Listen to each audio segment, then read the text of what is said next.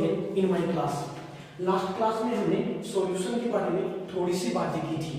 हमारी बातें ऐसी हुई थी, सॉल्यूशन एक होमोजेनस मिक्सचर होता है जिसमें मेनली दो कंपोनेंट होते हैं, एक को हम सोल्यूट बोलते हैं और दूसरे को हम सॉल्वेंट बोलते हैं। सोल्यूट वो कंपोनेंट होता है जो कि लेसर अमाउंट में होता है और सॉल्यूशन की फेज का डिटरमिनेशन नहीं करता, जबकि सॉल्वेंट वो कंपोनेंट होता है जो ग्रेटर अमाउंट में होता है तथा सॉल्यूशन की फेज का डिटरमिनेशन करता है। देन आफ्टर हम बात कर रहे थे टाइप ऑफ सॉल्यूशन के, और पहला जो अपना टाइप ऑफ सॉल्यूशन था वो था on the basis of number of components. हमने ऐसा बोला था, अगर मान लो नंबर ऑफ कंपोनेंट दो हुए तो सॉल्यूशन को हम बोलेंगे बाइनरी, अगर तीन हुए तो टर्नरी, अगर चार हुए तो क्वाटरनरी। अगर मान लो किसी सॉल्यूशन में दो से ज्यादा कंपोनेंट है तो उनमें से कोई एक सॉल्वेंट होता है तो बाकी सबके सब सोल्यूट होते हैं। हमारे सिलेबस में मेनली बाइनरी सॉल्यूशन होता है। दूसरा हम प्रकार पढ़ेंगे on the basis of physical state of solvent. हमने अभी तक बातें ऐसे की है कि जब भी सोल्यूट को सॉल्वेंट में मिक्स किया जाएगा सॉल्यूशन का फॉर्म होगा। सोल्यूट वो कंपोनेंट होता है जो अपनी आइडेंटिटी को लूज करता है, जबकि सॉल्वेंट वो कंपोनेंट होता है जो अपनी आइडेंटिटी को रिटेन करता है। मतलब जैसे चीनी को अगर मैं पानी में डिसॉल्व करूं तो चीनी सॉलिड है जबकि पानी है वो लिक्विड है। आफ्टर मिक्सिंग जो सॉल्यूशन का फॉर्म होता है वो भी लिक्विड फेज में फॉर्म होता है। इसका मतलब जो चीनी है वो अपनी आइडेंटिटी को लूज कर रही है और जो पानी है वो अपनी आइडेंटिटी को रिटेन कर रहा है। जो चीनी है वो सोल्यूट कहलाएगी और जो पानी है वो सॉल्वेंट कहलाएगा। हम दूसरा जो टाइप पढ़ रहे हैं वो है on the basis of physical state of solvent. इसका मतलब एक बात तुम अच्छी तरह सीख गए, अगर मान लो कोई भी सॉल्यूशन किस फेज में होगा उसका डिटरमिनेशन हमेशा सॉल्वेंट करता है, ना कि सोल्यूट। अगर मान लो किसी सॉल्यूशन को सॉलिड सॉल्यूशन बोलता हूं, इसका मतलब ये हुआ उसमें जो सॉल्वेंट है वो सॉलिड है। अगर मान लो मैं किसी सॉल्यूशन को लिक्विड सॉल्यूशन बोलता हूं, इसका मतलब ये हुआ उसमें जो सॉल्वेंट है वो लिक्विड है। अगर मान लो मैं किसी सॉल्यूशन को गैसियस सॉल्यूशन बोलता हूं, इसका मतलब उसमें जो सॉल्वेंट है वो गैसियस है। तो फिजिकल स्टेट के बेस पे सॉल्यूशन तीन टाइप के होते हैं। सॉलिड सॉल्यूशन, सॉलिड सॉल्यूशन का मीन क्या हुआ, वो सॉल्यूशन जिसमें जो सॉल्वेंट है वो एक सॉलिड है, जबकि सॉल्यूट में भी सॉलिड, लिक्विड और गैस। मतलब यहां से जो सॉल्वेंट मिलने वाला है ना वो एक सॉलिड होने वाला है, जबकि सॉल्यूट है वो सॉलिड भी हो सकता है, लिक्विड भी हो सकता है और गैस भी हो सकता है। अगर तुम्हें कोई पूछे सॉल्यूट सॉल्यूशन की डेफिनेशन क्या होगी, तुम बोलोगे the solution in which solvent is a solid is known as solid solution. The solute may be solid, liquid और गैस। सेम कहानी यहाँ पे, अगर मान लो मैं किसी सॉल्यूशन को लिक्विड सॉल्यूशन बोल रहा हूँ, इसका मतलब यहाँ पे जो सॉल्वेंट होने वाला है वो लिक्विड होने वाला है, जबकि सोल्यूट सॉलिड हो सकता है, लिक्विड हो सकता है और गैस कुछ भी हो सकता है। गैसियस सॉल्यूशन मींस यहाँ पे जो सॉल्वेंट है वो एक गैस होगा, जबकि सोल्यूट होगा वो सॉलिड भी हो सकता है, लिक्विड भी हो सकता है और गैस भी हो सकता है।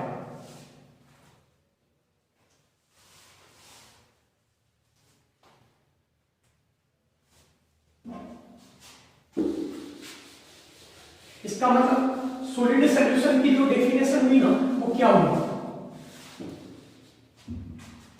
सॉलिड क्या बोलने जाओगे तुम, ऐसा बोलने जाओगे ऐसा सॉल्यूशन जिसमें सॉल्वेंट है वो एक सॉलिड है, वही तो सॉलिड सॉल्यूशन कहलाएगा। In the solution in which the solvent is a solid known as solid solution. The solute may be solid, liquid और गैस। अगर आपको लिक्विड सॉल्यूशन की डेफिनेशन पूछे तो क्या हो जाएगा, लिक्विड सॉल्यूशन का मीनिंग ये हो गया जो सॉल्यूशन है उसमें जो सॉल्वेंट है वो कौन है, लिक्विड है। तो हम ऐसे सॉल्यूशन को क्या बोलेंगे, लिक्विड सॉल्यूशन बोलेंगे। सेम कहानी गैसियस सॉल्यूशन की होगी, तो गैसियस सॉल्यूशन में क्या बोलेंगे, the solvent is a gas known as gaseous solution, और द सॉल्यूट में भी सॉलिड, लिक्विड और गैस।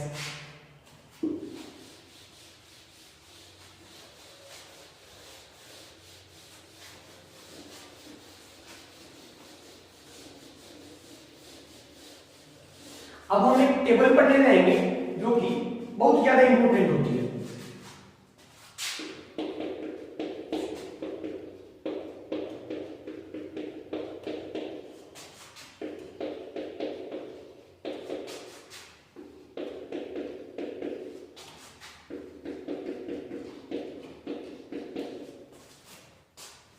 आपने अभी तक एक बात ऐसे सीखी है कि जब भी सोल्यूट को सॉल्वेंट में मिक्स किया जाएगा सॉल्यूशन का फॉर्म होगा।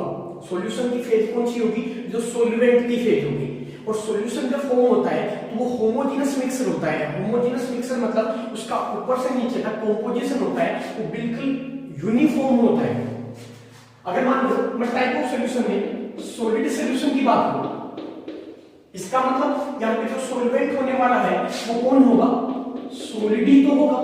और सॉल्यूट कौन कौन हो सकता है, वो सॉलिड हो सकता है, लिक्विड हो सकता है और गैस हो सकता है। अब हमें एग्जांपल कैसे सोचेंगे, हमें एक ऐसा सॉल्यूशन सोचना है जिसमें जो सॉल्वेंट है वो सॉलिड है, सॉल्यूट है वो सॉलिड है, और दोनों को जब मैं मिक्स करता हूं तो सॉल्यूशन का फॉर्म होगा। इसका जो एग्जांपल होता है वो होता है एलॉय। जो मिश्र धातु होती है एलॉय, वो इसका एग्जांपल होता है। जैसे होता है ब्रास, ब्रोंज। जो ब्रास पित्तल बोलते हैं, ये किस किस से बनी होती है, एक कॉपर से और दूसरा जिंक से। या हम हाथ में जो कड़ा पहनते हैं ना, स्टेनलेस स्टील का बना होता है, वो भी एक एलॉय तो है। हम अपने जो हाथ में जो रिंग पहनते हैं उसमें जो मेटल्स होती हैं वो 2 से ज्यादा होती हैं, बट हम अपनी जो नेक्ड आइज हैं उनसे मेटल के जो मॉलिक्यूल हैं उनको सेपरेट नहीं कर सकते। अगर मान लो यहाँ पे सोचना है, जो सॉल्वेंट है वो सॉलिड है, जो सॉल्यूट है वो लिक्विड है। इसका जो एग्जांपल होता है वो होता है मरकरी का किसी भी मेटल के साथ सॉल्यूशन। थोड़ा सा इस पे नोटिस करना, देखना। अगर मान लो कोई सॉल्यूशन है, मरकरी के साथ किसी भी मेटल का जो सॉल्यूशन होता है उसका एक नाम होता है अमलगम। खास बात यहां पे ये होती है, जो मरकरी होती है वो सॉल्यूट का काम करती है, जो मेटल होगी वो सॉल्वेंट का काम करेगी। मरकरी होती है जो थर्मामीटर में होता है ना, जिसका लेवल अप डाउन होता है, वो मरकरी तो होती है। इसका मतलब मैं यहां पे जैसे मान लो इसको मुझे डिफाइन करना हो तो मैं क्या बोलूंगा, मरकरी इन सोडियम और sodium in mercury. I will say mercury in sodium, और जो सॉल्यूशन होगा उसको हम बोलते हैं अमलगम। सेम का नहीं, यहां पे सोचना आपको, यानी जो सॉल्वेंट है वो सॉलिड है और जो सॉल्यूट है वो गैस है। हमने एक रिएक्शन पढ़ी थी, hydrogenation of alkene in the presence of catalyst निकल, प्लेटिनम या पैलेडियम। ये क्या होते हैं, ये मेटल्स होते हैं जिसके पास सरफेस होती है।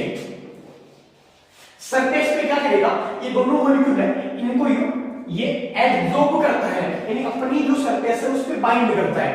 ये दोनों आपस में रिएक्शन करेंगे और जो प्रोडक्ट है उसका फॉर्म होगा। जो H2 है वो गैस है, जैसे ही इस मेटल सरफेस पे ये एब्जॉर्ब होगी, सॉल्यूशन का फॉर्म हो गया ना, ये गैस मतलब सॉल्यूट, ये मेटल मतलब सॉल्वेंट।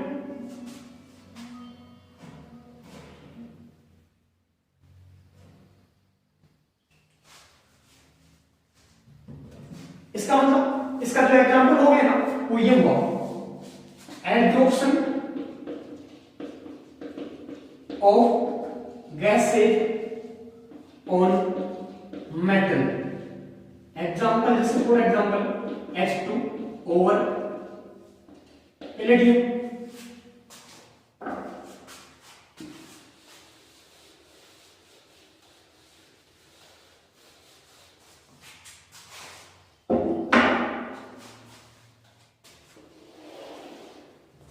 इसके बाद में हम बात करेंगे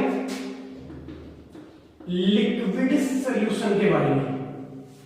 अगर मैं सॉल्यूशन को लिक्विड सॉल्यूशन बोल रहा हूं, इसका मतलब यहां पे जो सॉल्वेंट है वो कौन होगा, लिक्विड होगा। व्हाइट सॉल्यूट में भी सॉलिड, लिक्विड और गैस, मतलब ये सॉलिड भी हो सकता है, लिक्विड भी हो सकता है और गैस भी हो सकता है। अब हमें सोचना है इसका एग्जांपल, सॉल्वेंट है वो लिक्विड है, सॉल्यूट है वो सॉलिड है, दोनों को मिक्स करूंगा, सॉल्यूशन का फॉर्म होना चाहिए वो होमोजेनसली दोनों कंबाइन करने चाहिए। इसका एग्जांपल होता है ना, जैसे सॉलिड मतलब मैं नमक ले लूं या चीनी ले लूं NaCl और इसको डिसॉल्व करूं किसमें, वाटर में, तो सॉल्यूशन का फॉर्म होगा।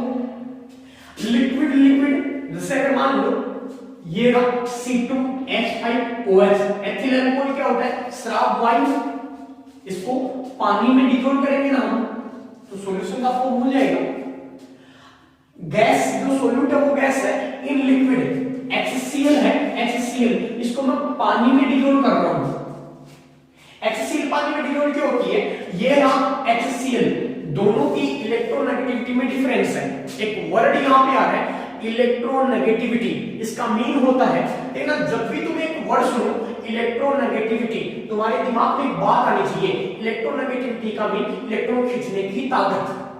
इसका मतलब यहाँ पे जो Cl है ना वो मोर इलेक्ट्रोनेगेटिव होता है, इसमें जो आवेश आएगा, जो चार्ज आएगा वो पार्शियल नेगेटिव होगा, और इस पे जो चार्ज डेवलप होगा वो पार्शियल पॉजिटिव होगा। इसका मतलब यहाँ पे एक पोल ये रहा, दूसरा पोल ये रहा, डाइपोल बन गया ना, यानी एक पोलर मॉलिक्यूल है। और पानी के बारे में तुम जानते हो H2O, यहाँ पर भी तो ऑक्सीजन होता है वो मोर इलेक्ट्रोनेगेटिव होता है। इसका मतलब यहाँ पे जो चार्ज है वो डेल नेगेटिव है और यहाँ पे जो चार्ज है वो डेल पॉजिटिव है।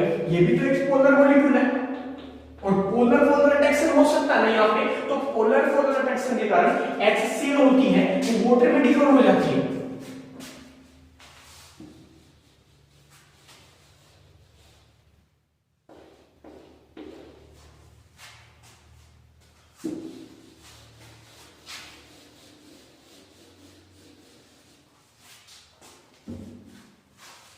इसके बाद में हम बात करेंगे गैसियस सॉल्यूशन के बारे में। अगर मैं बात करूं गैसियस सॉल्यूशन की, इसका मतलब एक बात यहां पे फिक्स होगी, जो सॉल्वेंट होगा वो कौन होगा, एक गैस होगा, जबकि सॉल्यूट है वो सॉलिड भी हो सकता है, लिक्विड भी हो सकता है और गैस भी हो सकता है। अब हमें एग्जांपल सोचना है, यानी सॉलिड, सॉल्यूट है वो सॉलिड है, जो सॉल्वेंट है वो गैस है। इसका एग्जांपल या फिर जो सोल्यूट है वो लिक्विड है, जो सॉल्वेंट है। अब इसका एग्जांपल सोचना, जैसे सोल्यूट है वो सॉलिड है, जो सॉल्वेंट है वो गैस है। अपने घरों में काम लेते हैं ना, कैंपर जो कपूर को जलाते हैं, कपूर क्या होता है, कपूर कैंपर, कैंपर में प्रॉपर्टी होती है सब्लिमेशन। सब्लिमेशन मतलब अगर मान लो कोई सब्सटेंस ऐसा है वो सॉलिड से डायरेक्ट गैस में जाता है बिना कन्वर्ट हुए लिक्विड में, यानी सॉलिड से कोई भी सब्सटेंस होगा वो ऐसे जाता है सॉलिड से लिक्विड में, लिक्विड से गैस में। बट मतलब कोई सब्सटेंस ऐसा है जो सॉलिड से डायरेक्ट गैस में जा रहा है, तो जो प्रोसेस होती है उसको हम सब्लिमेशन बोलते हैं। और कैंपर में एक प्रॉपर्टी पाई जाती है, कैंपर को जब भी हम जलाएंगे ये एयर में सब्लाइम होता है। अब कैंपर जैसे ही अगर मान लो एयर में डिसॉल्व हो गया तो हम अपनी जो नेट डाइज है उससे कैंपर के मॉलिक्यूल को सेपरेट तो नहीं कर सकते ना, तो इसका एग्जांपल हो गया। जैसे मतलब मान लो जो सॉल्यूट है वो लिक्विड है और जो सॉल्वेंट है वो गैस है। जैसे मान लो पानी भरा हुआ है, पानी को मैं हवा में फेंक, पानी को हवा में फेंका, इसका मतलब वाटर ड्रॉपलेट्स होंगी ना, वो तो लिक्विड स्टेट में होंगी, और जैसे ही ये एयर में जाएगा क्या ये सॉल्यूशन का फॉर्म हो गया? बिल्कुल भी सॉल्यूशन का फॉर्म नहीं हुआ है। हमने एक डेफिनेशन सीखी है, सॉल्यूशन होता है वो होमोजेनस मिक्सचर होता है। यहां पे जो वाटर है वो लिक्विड में है, जो सॉल्वेंट है वो गैस में है। और सॉल्यूशन की यही खूबसूरती होती है कि जो सॉल्यूट होता है वो अपनी आइडेंटिटी को लूज करता है। ये पहले लिक्विड में हो बट जैसे ही सॉल्यूशन का फॉर्म हो ये गैस में चला जाना चाहिए। इसका मतलब ये जो सॉल्यूशन बना है वो होमोजेनियस नहीं कहलाएगा, ये हेटेरोजेनस कहलाएगा। बट अगर मान लो मैं पानी को गर्म करके वाष्पित करता हूं, यानी मैं बोलूंगा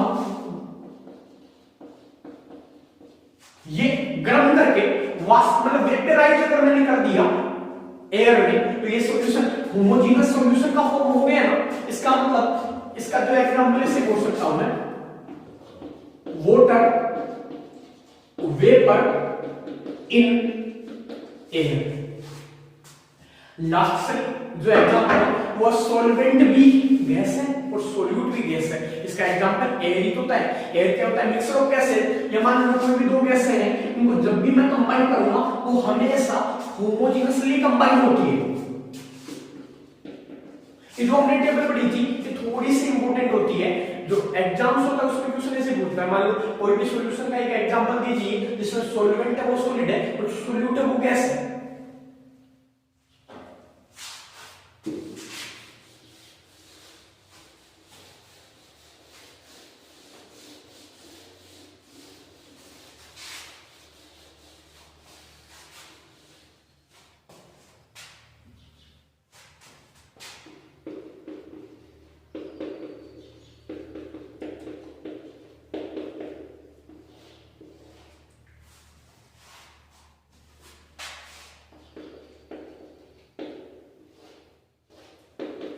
अपना जो नेक्स्ट टॉपिक है वो है कॉन्सेंट्रेशन टर्म्स।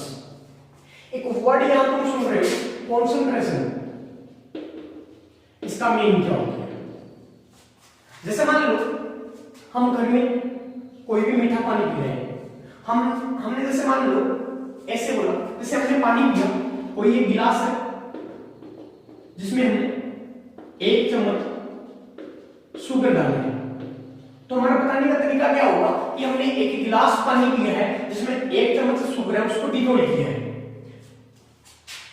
शुगर को जैसे ही पानी में डिसोल्व किया सॉल्यूशन का फॉर्म हो गया ना, सॉल्यूशन का फॉर्म हो गया। इसका मतलब हमने ऐसा बोला है कि हमने 1 गिलास सॉल्यूशन पिया है और उसमें जो 1 चम्मच जो शुगर है, शुगर मतलब सॉल्यूट को डिसोल्व है, ये तो कॉन्सेंट्रेशन है।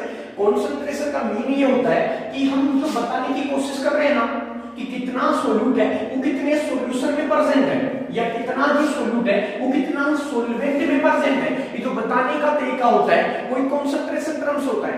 यानी जब भी प्रैक्टिकल एग्जाम होते हैं तो जो एक्सटर्नल होता है वो बाहर कॉन्सेंट्रेशन, जो कॉन्सेंट्रेशन टर्म्स है वो इंपॉर्टेंट होते हैं। जो एक्सटर्नल आता है वो भी इनके बारे में क्वेश्चन पूछता है, साथ ही इनमें न्यूमेरिकल भी आता है। तो कॉन्सेंट्रेशन का मीन क्या हुआ, यानी हम ये बताने की कोशिश कर रहे हैं कि कितना सॉल्यूट है वो कितना सॉल्यूशन में प्रेजेंट है या कितने सॉल्वेंट में प्रेजेंट है, ये जो बताने का तरीका होता है वही कॉन्सेंट्रेशन है। या मैं ऐसा बोल सकता हूं जो कॉन्सेंट्रेशन होती है वो एक सॉल्यूशन की स्ट्रेंथ होती है। तो देखना मैं कॉन्सेंट्रेशन को कैसे डिफाइन कर सकता हूं, मैं ऐसा बोलूंगा amount of solute dissolved in a given amount of solvent or solution। ये जो बताने का तरीका है कि कितना जो सोल्यूट की जो अमाउंट है वो सोल्वेंट के कितने अमाउंट में या सॉल्यूशन के कितने अमाउंट में डिसोल्व है, ये तो कॉन्सेंट्रेशन कहलाता है। मतलब मैं ऐसा बोल सकता हूं जो कॉन्सेंट्रेशन है ना वो यही होता है amount of solute divided by amount of solvent और सॉल्यूशन। यानी दोनों का जो रेशियो होता है वो कहीं ना कहीं कॉन्सेंट्रेशन को बताएगा। एक खास बात यहां पे ये होती है कि जो ऊपर वाला टर्म होता है वो हमेशा अमाउंट ऑफ सॉल्यूट को बताएगा, जबकि जो नीचे वाला टर्म होगा वो हमेशा भी सॉल्वेंट एक कॉन्सेंट्रेशन टर्म मोलेलिटी एक ऐसा कॉन्सेंट्रेशन टर्म होता है जिसमें हम अमाउंट ऑफ सॉल्वेंट को लेते हैं, बाकी जो भी कॉन्सेंट्रेशन टर्म होगा ना उसमें हमेशा हम अमाउंट ऑफ सॉल्यूशन को लेने देंगे। तो हम कॉन्सेंट्रेशन टर्म्स हैं उनको हम पढ़ते हैं।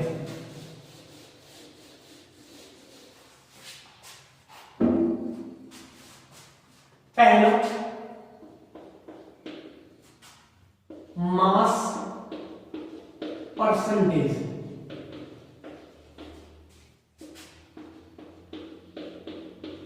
इसको ऐसे रिप्रेजेंट करते हैं weight by wait percent, W by W।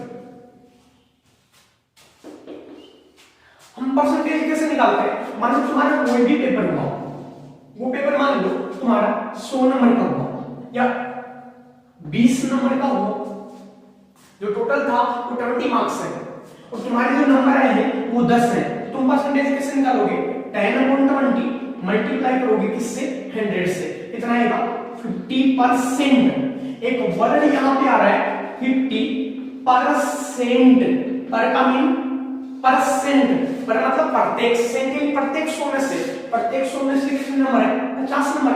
मान लो पेपर ऐसे होता, 500 नंबर का पेपर होता तो तुम्हारे जो ऑब्टेन्ड मार्क्स है वो 250 होते, तो आप मल्टीप्लाई किससे करते? 100 से। तो जो मार्क्स आते हैं वो भी तो 50% ही है। इसका मतलब क्या है? यानी प्रत्येक 100 में जो नंबर है वो कितने हैं? 50 है। ये तो परसेंट होता है। अब देखना, जैसे अगर मैं बात करूं यहां पे कि जो ऊपर वाला टर्म है, तो न्यूमरेटर होता है वो किसको बताएगा? अमाउंट ऑफ सॉल्यूट को, और नीचे वाला जो टर्म है वो किसको बताएगा? अमाउंट ऑफ सॉल्वेंट को। तो हम देखना W/W% का फॉर्मूला कैसे बोलेंगे? यानी ऊपर में ले रहा हूं क्या? अमाउंट ऑफ सॉल्यूट या मास ऑफ सॉल्यूट बोल दो या वेट ऑफ सॉल्यूट बोल दो, क्योंकि केमिस्ट्री में वेट और मास एक ही चीज होती है। अब अगर मान लो मैं मास ले रहा हूं तो किसमें मेजर करूंगा? ग्राम में। ग्राम में ले लेता हूं अपॉन अमाउंट ऑफ सॉल्वेंट, और इसको भी किस में ले रहा हूं? ग्राम में। और किससे मल्टीप्लाई कर दूं? 100 से। तो ये फॉर्मूला आ गया ना W/W% का। अब देखना, जैसे अगर मान लो मैं ऐसे बोलूं अमाउंट ऑफ सॉल्यूट या mass of solute, mass of solute upon solvent किस किस से बना होगा? एक सॉल्यूट से और दूसरा, सॉरी ये अमाउंट ऑफ सॉल्यूशन है, तो सॉल्यूशन होगा वो किस किस से बना होगा? एक सॉल्यूट से और दूसरा सॉल्वेंट से। तो मैं ऐसे बोलूंगा mass of solute plus mass of solvent into 100। अब देखना, अगर मान लो मुझे इसकी डेफिनेशन बतानी हो तो मैं कैसे बोलूंगा? यानी कोई भी सॉल्यूशन है उसके जो प्रत्येक 100 ग्राम है उसमें कितना सॉल्यूट का अमाउंट प्रेजेंट है। यानी अगर मान लो मैं इसको 100 कर दूं तो 100 से 100 क्या हो जाएगा? कट जाएगा। तो जो डेफिनेशन होगी क्या होगी? मास ऑफ सॉल्यूट है वो क्या कहलाएगा? weight/weight%। मैं ऐसे बोलूंगा mass of solute in gram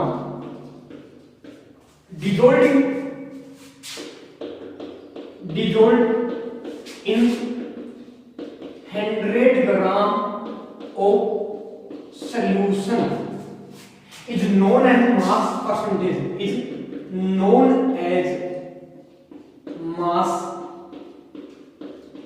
percentage।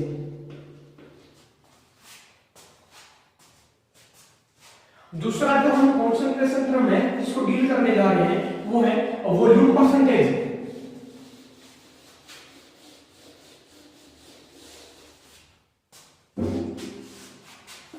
Volume percentage, इसको हम रिप्रेजेंट करेंगे V/V% से। जो ऊपर वाला टर्म है वो किसको बताएगा? अमाउंट ऑफ सॉल्यूट को। नीचे वाला टर्म है वो किसको बताएगा? अमाउंट ऑफ सॉल्यूशन को। तो देखना इसका फॉर्मूला क्या हो गया? V/V% का। अब की बार हम अमाउंट है उसको किस में ले रहे हैं? वॉल्यूम में। मैं ऐसे बोलूंगा वॉल्यूम ऑफ सॉल्यूट। अब वॉल्यूम है तो मैं किस में ले लेता हूं? ml में, मिलीलीटर में, इन ml upon volume of solution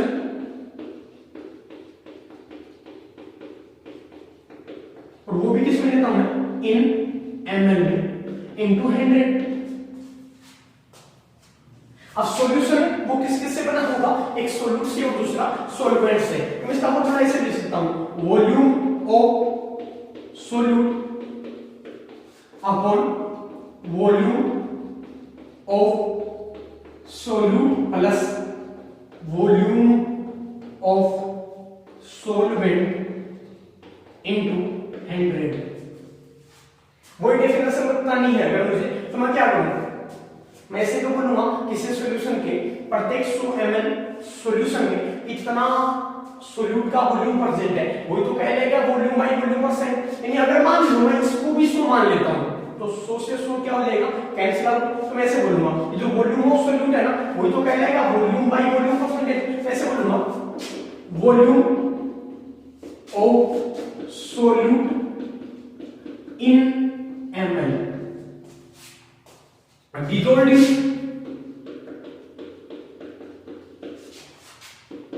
100 ml of solution is called volume by volume percentage।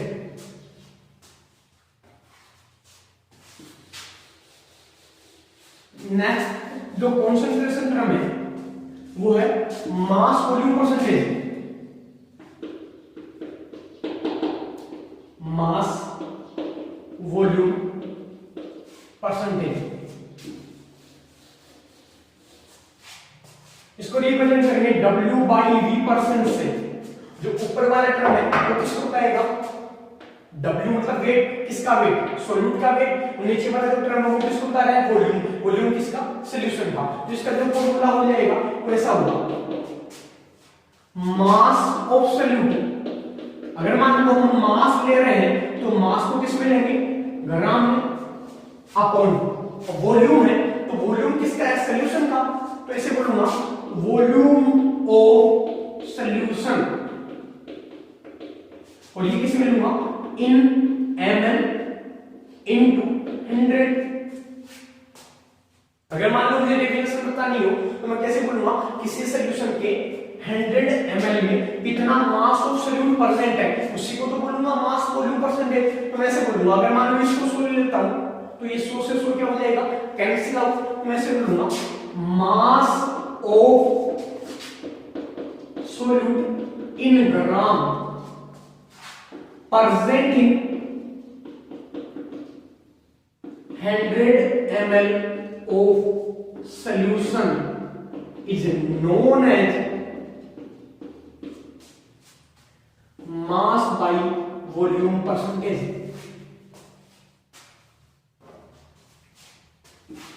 Next जो कॉन्सेंट्रेशन टर्म है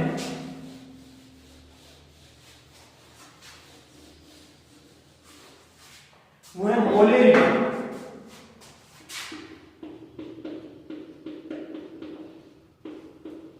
इसको हम रिप्रेजेंट करेंगे कैपिटल M से।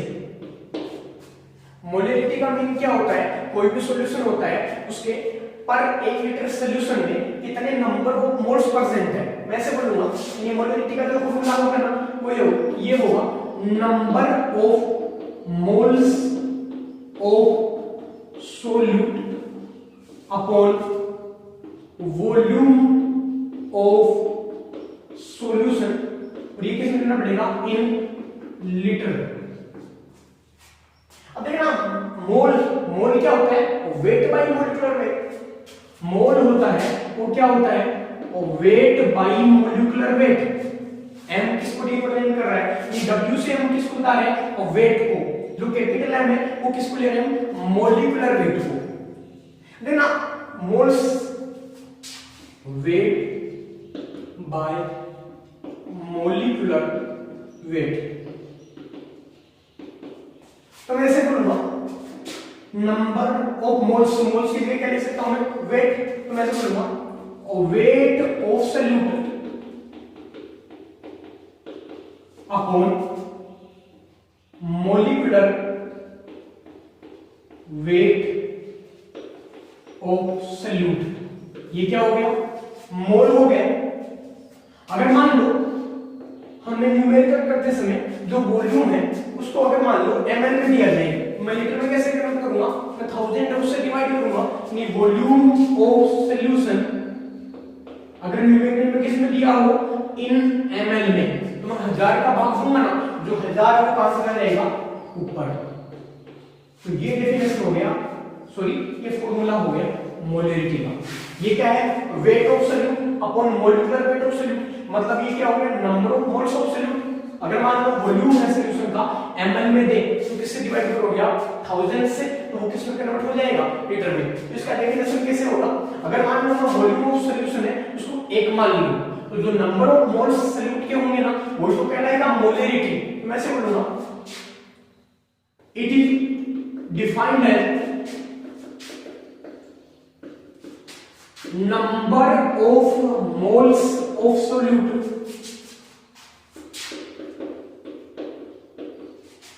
dissolved in 1 liter of solution। इसको जो रिप्रेजेंट करते हैं वो कैपिटल एम से रिप्रेजेंट करते हैं, उसकी जो यूनिट होगी ना वो क्या होगी, मोल अपॉन वॉल्यूम है, वो किस में ले रहे हैं, लीटर में। इस यूनिट, इसकी जो यूनिट होती है वो होती है मोल पर लीटर।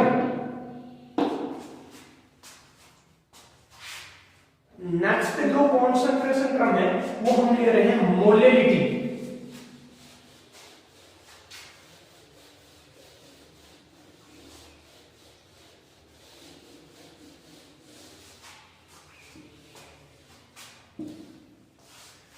मोलिलिटी के बारे में पहले हमने इससे बात की थी कि जो मोलिलिटी होता है ना वो एक ऐसा कॉन्सेंट्रेशन टर्म होता है जिसमें हम नीचे वाला जो टर्म होता है उसमें हम क्या लेते हैं, अमाउंट ऑफ सॉल्वेंट। मोलिलिटी इसको रिप्रेजेंट करते हैं स्मॉल m से, वो था मोलिलिटी, रिप्रेजेंट करते हैं कैपिटल M से, मोलिलिटी को रिप्रेजेंट करेंगे स्मॉल m से। फॉर्मूला क्या होगा, वो ये number of moles of solute upon mass of solvent। ध्यान देने वाली बात यह है कि यहां पे हम सॉल्वेंट को ले रहे हैं, अब देखना इन किलोग्राम, तो मोल क्या होता है, वेट बाई मोलिकुलर वेट। तो मैं ऐसे बोलूंगा weight of solute upon molecular weight of solute, ये मोल हो गया, इनटू मास ऑफ सोलवेंट। और जो सोलवेंट का मास है इसको मैं किस में ले रहा हूं, अगर मान लो न्यूमेरिकल उसमें ग्राम में दिया हो, मुझे किस में कन्वर्ट करना पड़ेगा, किलोग्राम में। तो मैं किसे डिवाइड करूंगा, 1000 से, तो 1000 वो कहां लेगा, मतलब ग्राम को अगर मैं 1000 से भाग दूं तो वो किलोग्राम में कन्वर्ट हो जाता है। तो देखना इसका अगर मान लो मुझे डेफिनेशन देना हो तो मैं क्या बोलूंगा, अगर मास ऑफ सॉल्वेंट है उसको 1 मान लो, तो जो number of moles of solvent है वो तो कहलाएगा मोलिलिटी। मैं ऐसे बोलूंगा number of moles of solute present in या dissolved in 1 kilogram of solvent is known as molarity। और जो इसकी यूनिट होती है ना वो क्या होगी, मोल अपॉन किलोग्राम। तो ये भी लिख देना, इट्स यूनिट इज मोल पर किलोग्राम। लास्ट जो हम कॉन्सेंट्रेशन टर्म है जिसको हम डील करने जा रहे हैं वो है mole fraction.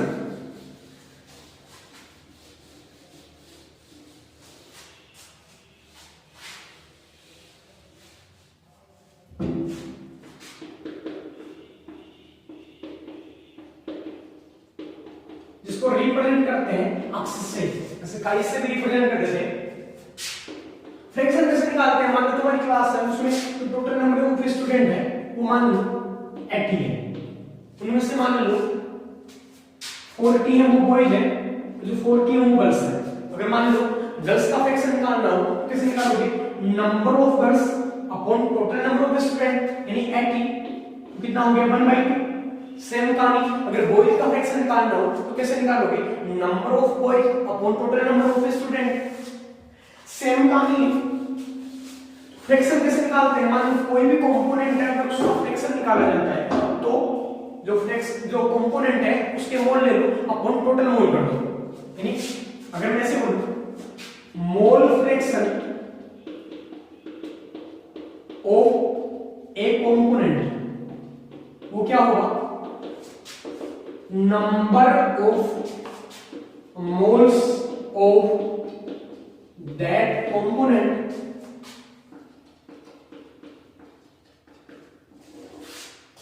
Upon total number of moles a number of moles of all components।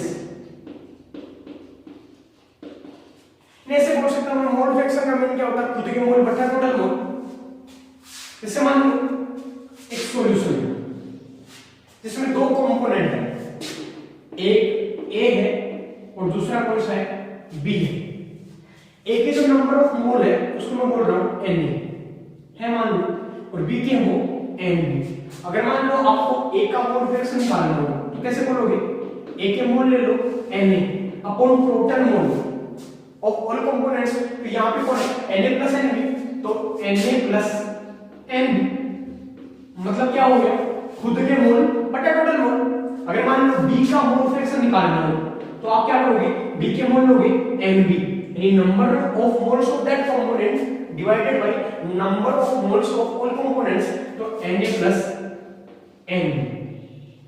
और एक जो सॉल्यूशन होता है उसमें जितने भी कंपोनेंट्स होते हैं उन सबका जो मोल फ्रैक्शन का जो सम होता है ना टोटल, वो ऑलवेज 1 होता है, हमेशा 1 होगा।